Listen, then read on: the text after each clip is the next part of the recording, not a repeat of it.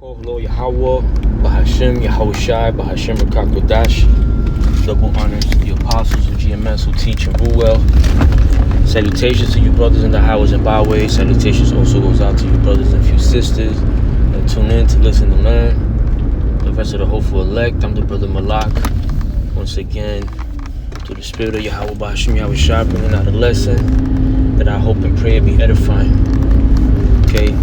And the name of this one is going to be an in transit, right? But I got a name for it, a title I should say. It's at the end of it all, the Lord got his elect. Right? So at the end of it all, the Lord got his elect. Right? And that's exactly what the Lord came to do. You know, complete his mission back then, right? By making his body a sacrifice for the nation of Israel, for the wrongs that we committed, you know, the lifestyles that we, you know, which was our lot chosen by the Lord, that we lived, okay? And because we went off, you know, we're in the end result, you know, of the penalties of breaking that, man. You know, so Jake is going through a lot, man, and has been going through a lot, right? I should say. And soon it's coming to an end, man. You know, because the things about the scriptures, you know, the thing about the scripture is that you can't just pick one thing or the majority of things and believe in it, and then something else you don't even regard, you don't believe if it's read or taught to you or spoken to you about. You know what I mean? And that's how the scriptures are, though. You know, you have to, or what I'm trying to say is the scriptures, you have to believe all of it, right? The scripture says that the Yahushai comes in the volume of the book. The Lord is written in the volume of the book. So not 100% of it, but 99% of it, you know? He's in it, you know? So something that you would disregard, you know, it could be very dire, could be very important, but you have that piece missing from your mind, from, you know, the way you carry yourself in life, you know, walking in this truth. Kohalo Yahweh Bashim Yahushai. See a 144 passing by, you know, because it's all about walking, you know, not only talking, but walking that truth, man, you know, walking it, man, because even though it's hard, you know, it's played out in the scriptures. By that I mean, you know, it's written of in the scriptures that it was going to happen. Right, and that's a hard pill to swallow, but you know, we still do. Now, with all that being known to us, revealed and overstood by us, right? We see how. We also see how and believe how the Lord is going to come back to get us, man, to redeem. Salakia, you know, that's the word. Slipping my mind. To redeem us, man. Redeem us and save us from this fucking captivity, man, that we're living in, man. A lot of people, they're not in the truth, deny that, you know. They can't see an elite group of people, you know, with unimaginable wealth and resources to control the earth, right? Control things that are going on, right? Because at the end of the day, the Lord controls everything. He orchestrates everything. But the scriptures also tell you that the planet was given onto the hands of the wicked, and we know that the wicked, pursuant to Malachi, if I'm not mistaken,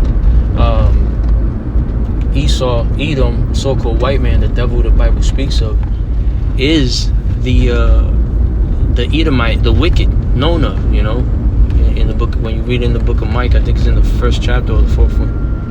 One and four and one. I think it's 1 and 4. The point is, it tells you that Esau, Edom, which are the people, all of them as a whole in general, they're known as the wicked in the scriptures, man. And these are the people that are ruling earth, man. Okay, not the regular peons that live around us. I'm not talking about that. And I'm not referring to none of their women. Their women are just pawns, toys, you know, servants to these people, to these men, right? And they do the bidding of them. But the point is, we're being ruled by these people, man. And the Lord is prophesied in the Bible to save his people. Okay? Sorry I could be a little long-winded. I'm not really going to even make this too long. Okay?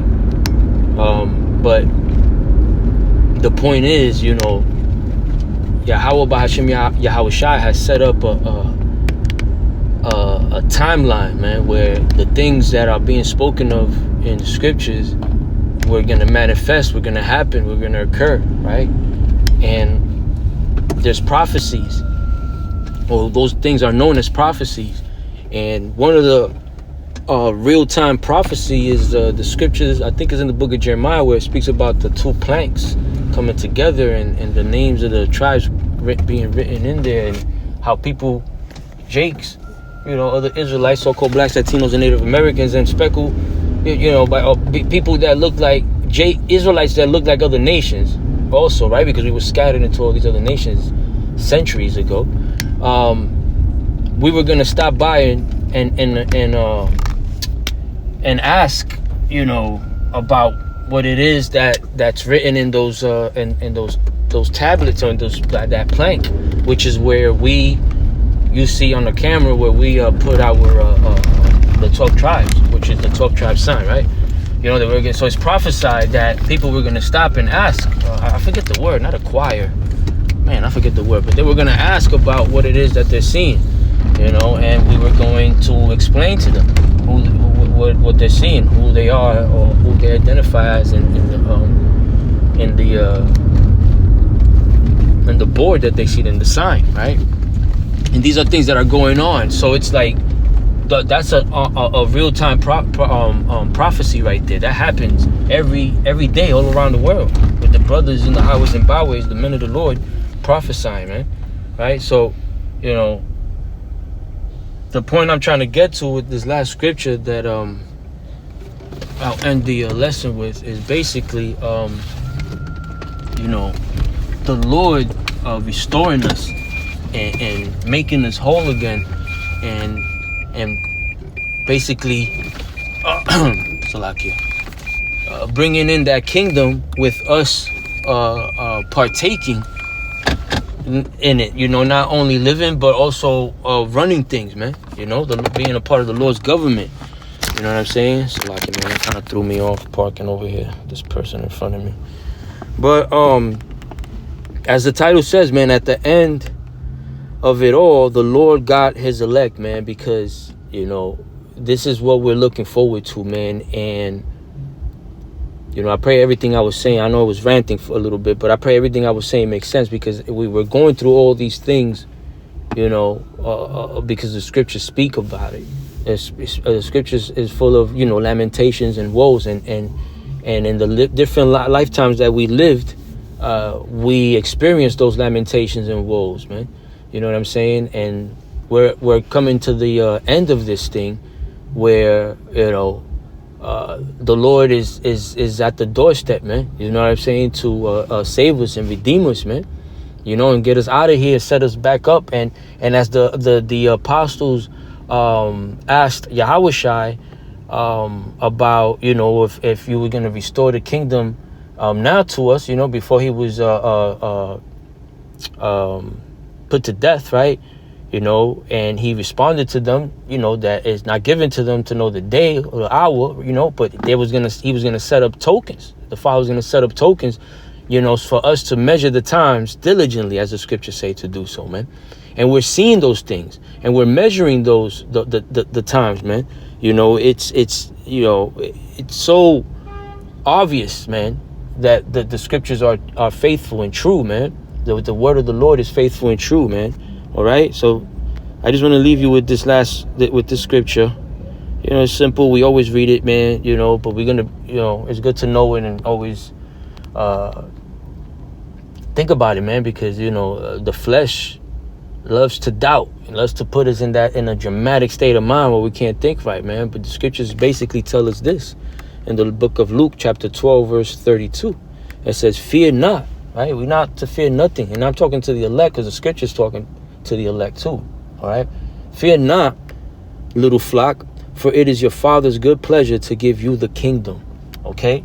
The kingdom is going to be given to us, man, and with all that comes peace, okay? Comes rest, you know? Comes paradise, man, as it was intended to be, man, you know? Though it was also intended by the Lord to, you know, to have life play out the way it did, man, you know? Because, hey, the Lord, you know, man's goings are of the Lord. Everything goes back to the Lord, man, you know? So, I mean, I pray this lesson was edifying. I'm about to run up over here real quick. I got to make some moves, but I pray that the message is received. And I just want to say, you know, call hello Yahweh Bahashim Yahweh Shah Bahashim Rukakudash. I want to give double honors to the apostles, man, that taught us this truth, that are great examples to us young brothers coming into this, man, you know, because to have 35 years doing this, man, you know, through ups and downs, no matter what, not being perfect, but still holding strong to this, man, that's what we got to do, man. We have to hang in there, hold fast to this truth, man, because we're almost out of here, man. And it's the Father's will to give us the kingdom, man. It pleases him to please us, okay? So, Shalom, Akim.